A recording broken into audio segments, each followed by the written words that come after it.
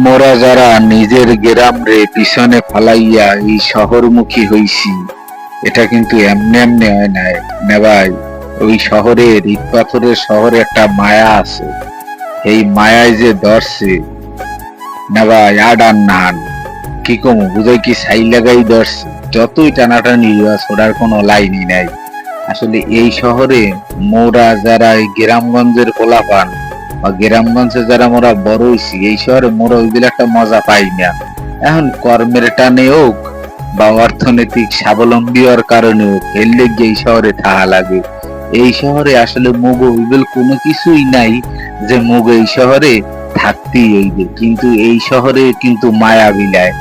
ওই যে মায়া বিলাইছে না, ওই যে মায়া যে কোন সময় ধরছি, এই যে ধরা ধরছি আর সত্যিই পারি না।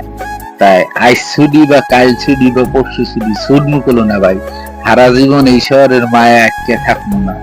তাই যেদিন ছুটমু সেদিন কিন্তু মগ গ্রামে যদি যাইয়ে বসতি পেরি আর আমন এই শহরে।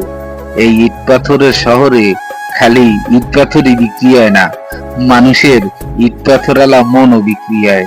কত মানুষের মন এত পরিমাণ শক্ত যেটা কল্পনাও করা যায় না।